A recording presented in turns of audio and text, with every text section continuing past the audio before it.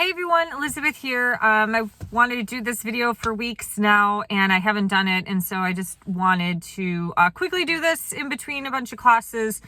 And I want to do it now before technically it's Halloween. And this whole questioning everything process that I started, I guess probably February of last year, now we're going into almost 2 years of it, where it started off kind of like wondering about the whole New Age and Sasha Stone, New Earth projects, things like that, that translated or moved me more toward the direction of listening to countless SRA victim stories. And if you're not familiar with the word SRA, it's satanic ritual abuse.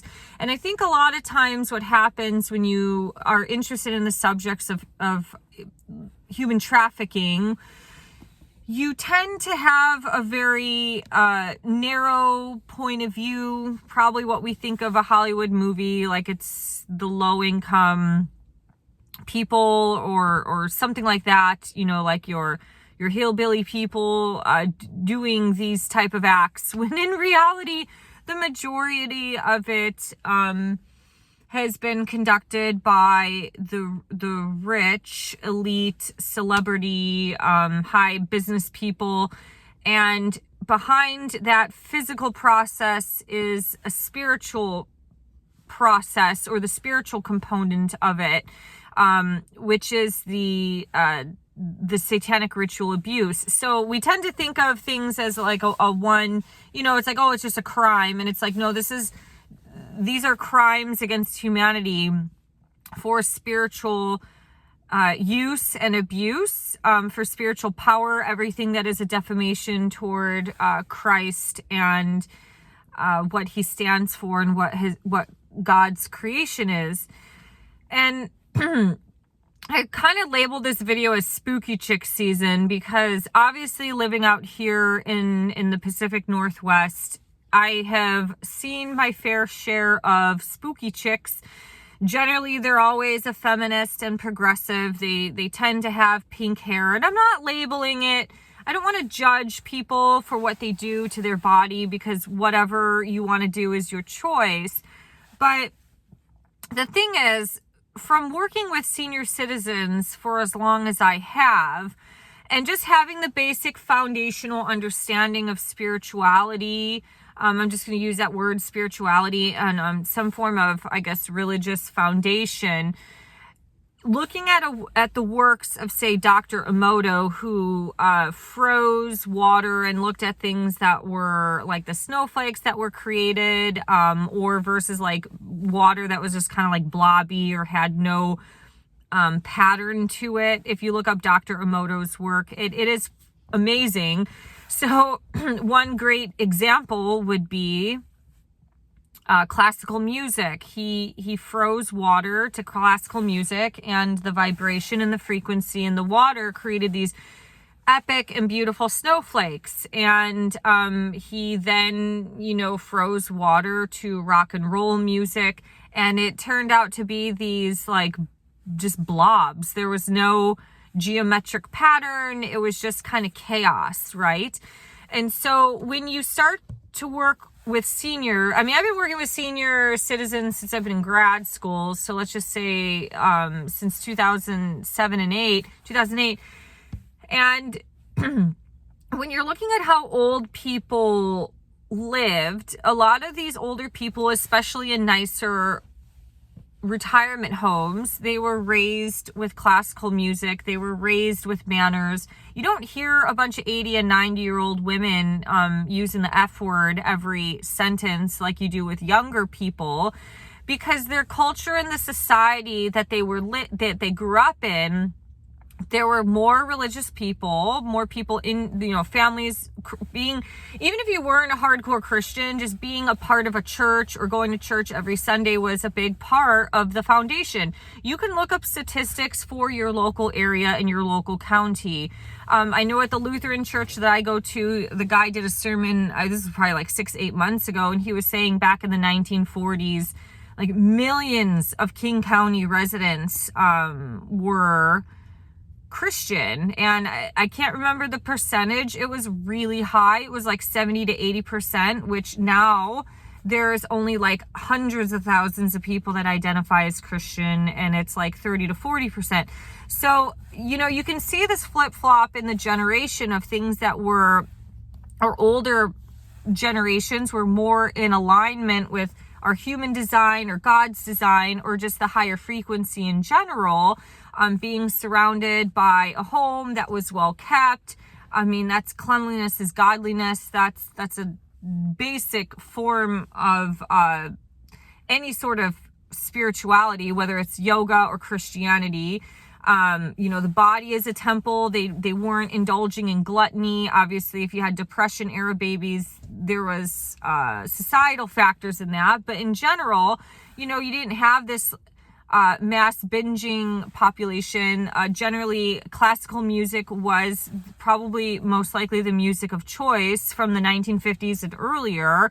And then you can just see, as the generations go on, the degeneration process when you had that hippie era with, the drugs that have come out. You had TV dinners. You had the birth of the television in the 60s, or at least late 50s, early 60s. So all of these things, you can see that satanic process that has come in and has been highly accelerated due to the use of the internet and social media. And then, having shows on Netflix, it's common sense. They don't even hide it anymore. But we have this era of women, especially the ones who hate men and are tapping more into their masculinity, especially because of the brainwashing from a lot of modern feminism.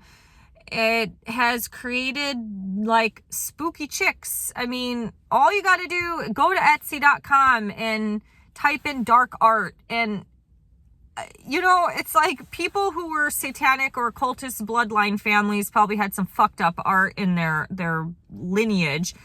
But you didn't have the masses buying this obsession with horror type art where it's like someone's throat is getting slit and blood pulling out. I mean, we have a generation that is obsessed with horror flicks.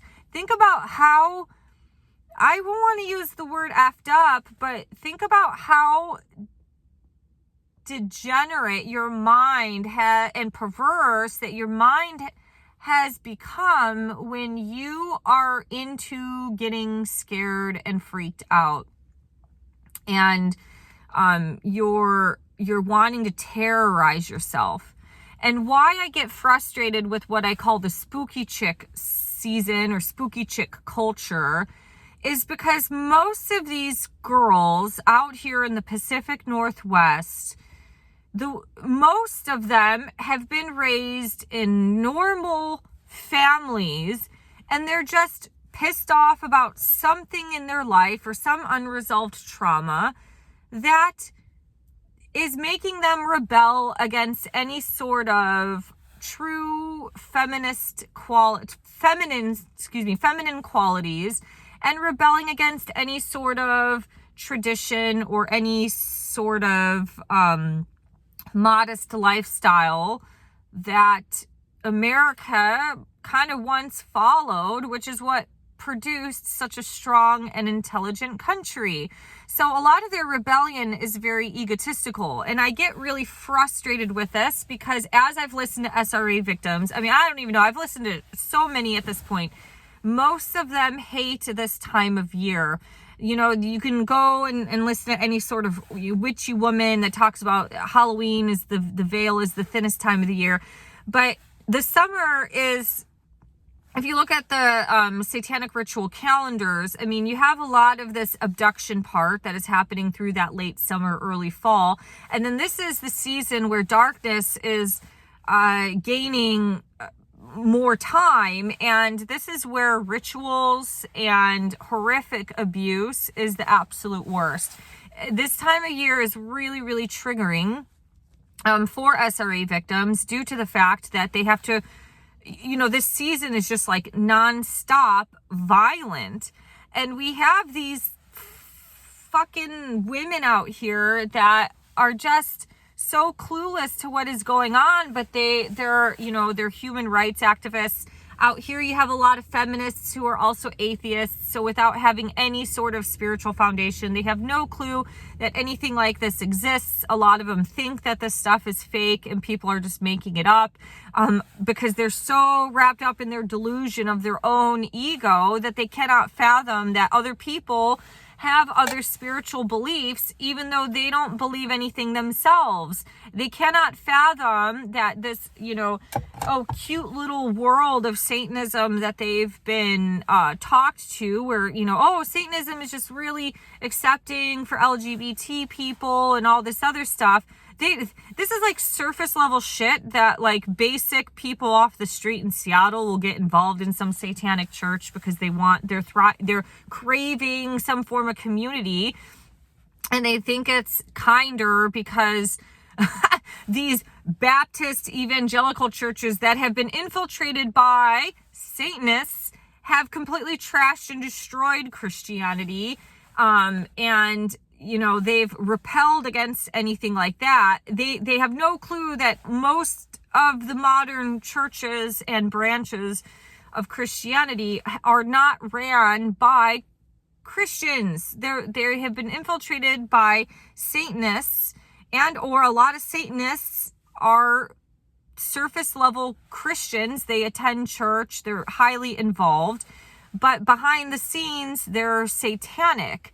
And a lot of them are gay themselves because of the disgusting acts that they go in. So this time of year, I'm not into Halloween anymore. The more that I got detached from all this stuff, and I'm like, it is weird when it's different, like from the 90s and earlier, when you're looking at a lot of vintage Halloween stuff, things were like cute. The little pumpkins are cute, the black cats, decorations were cute, even the ghosts had like a cute component. But now what you see is like the horror flicked. Like they're obsessed by things like the Joker, or Halloween decorations in the stores or with kids' costumes is more gory than it used to be when we were kids back in the 80s and 90s, which was just more cute. Like, oh, mom made us a little unicorn. Like, moms back in that time predominantly made a lot of costumes, and they were made more cute.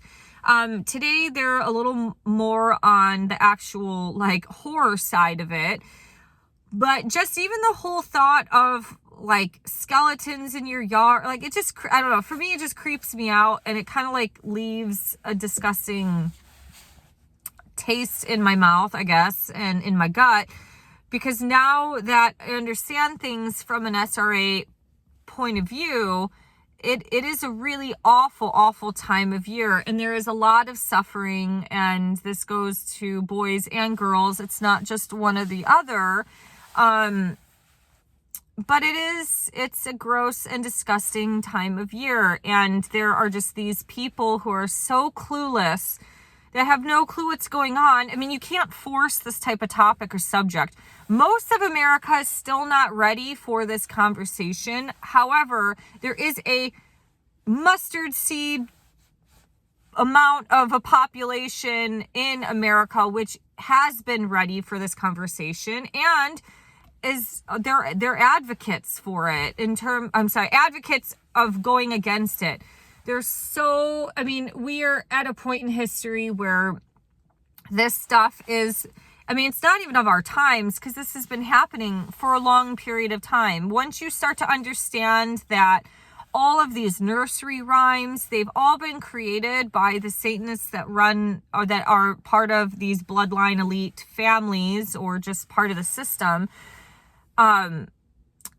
you start to see things differently, and it becomes very clear. Like the Pied Piper, we're like, oh, it's just this funny little spooky story that you tell kids.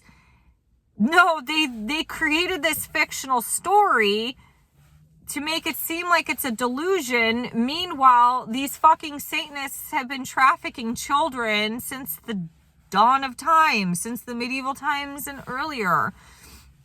This isn't anything new. It's just thousands of years of disgusting acts that are now becoming well known, and maybe that is the one benefit and gift of the internet. As much as it's destroyed humanity and it's destroyed families and our social culture, it has brought awareness. That's always like the two sides of the coin. But yeah, during this kind of spooky chick season, I just, and I know, and I've heard this from victims that say like they just get so, I don't know if the word is fired up or triggered, but they just get so frustrated that people just walk around thinking that all of this stuff is just a joke, but they don't have any clue of what the real meaning of a jack-o'-lantern is, a pumpkin with really scary teeth, or, like sticking children into coffins and having roaches and snakes and other dead bodies in there with them. Like, this is reality. This has been reality for some people's childhoods, and meanwhile, everybody else who has had kind of like a normal life experience. I'm not saying that you didn't have some sort of unresolved trauma from parents who didn't get along or things like that, but that level is completely different from being born into one of these families where the abuse is like an everyday situation, and then when it comes to these holidays, there's rituals that occur. I'll link below one, if I can find it. I should be able to find it. I'll link below, at least put the title in, of one victim story that talks about why Halloween shouldn't be a celebrated time of year. She actually gave a really good perspective of the Old Testament, and she said the reason why God is so angry in the Old Testament is because of all the abuse toward children, people and animals and all of that in general. It generally happens a lot to children, but it happens to all ages, seniors, homeless people that are adults. So that was really fascinating and really, really interesting to hear that, because as somebody who doesn't have wasn't raised reading the Bible, it helps have a better understanding, because for all these years when you get involved in spirituality, you're like, wow, God just sounds really angry. And it's like, okay, maybe he's not mad at you like a lot of evangelicals think, like, oh, God's angry at you, so he's going to throw in a tornado. It's like, no, maybe he's actually really God is just very angry at the system. Again, I'm not an Old Testament expert, so I don't know these things entirely, but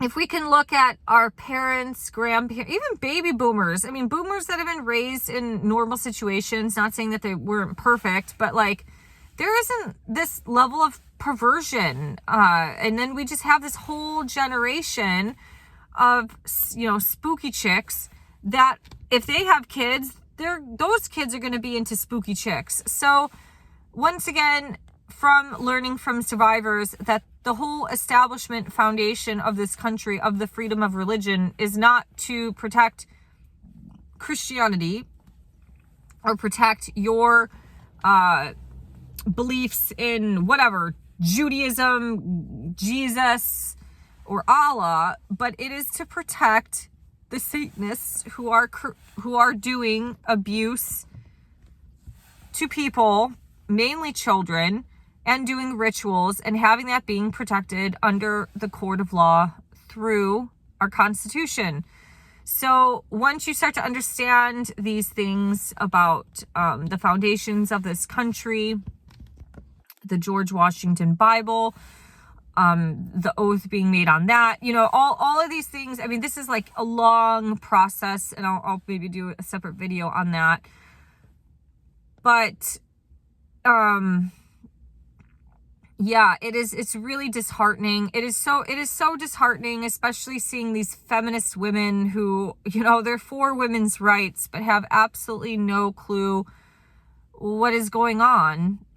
Because they don't want to learn about it, or maybe they don't know. People don't know what they don't know, but you really have to draw an interest. Maybe with this whole Diddy thing coming out, people will start to have an actual interest in some of these topics. I don't know. But we are now at a point in humanity where this spooky shit is just mainstream. And, you know, there's part of me that feels like people are so far gone that literally Joe Biden could rape somebody on TV and the Americans, they'll just keep clapping. Because, you know, the progressive cultures already have the whole minor attracted person movement. And so it's like, absolutely, what's next? You have the furry movement that generally those people vote progressive. It's like, what's next? Open farm bestiality. I mean, you know, it's like, are we just going to rape animals in public and have that be completely normalized? Although, you know, it's illegal now, but, you know, there's always these like gateway things, and you never know when people are deluded and delusional and fucking clueless. You have no clue how far that rabbit hole goes. I mean, it's the same thing like marijuana. All these people out here are like always laughing by the old Christian person that's like, it's not a gateway drug. Well, I mean, why do a lot of people start smoking pot and then all of a sudden it turns into a daily ritual habit? They become a stoner, they become codependent on it, and then eventually that opens the floodgate to some other drug that they need. Even if they're choosing plant-based and going with the whole ayahuasca and mushroom, you know, there's always like some start to something, and eventually once an addiction or codependency occurs, you tend to have to get a little stronger of a substance once you start going down that rabbit hole. And a lot of people have started smoking pot, and, you know, I've seen these burners, and then all of a sudden they end up on ecstasy at some point. So maybe we should take things like that gateway experience a little more serious. All right. Thank you. Have a great day. And sorry I look like crap. I'm just in between classes and I have like 5 more to go. All right. We'll see you later. Bye-bye.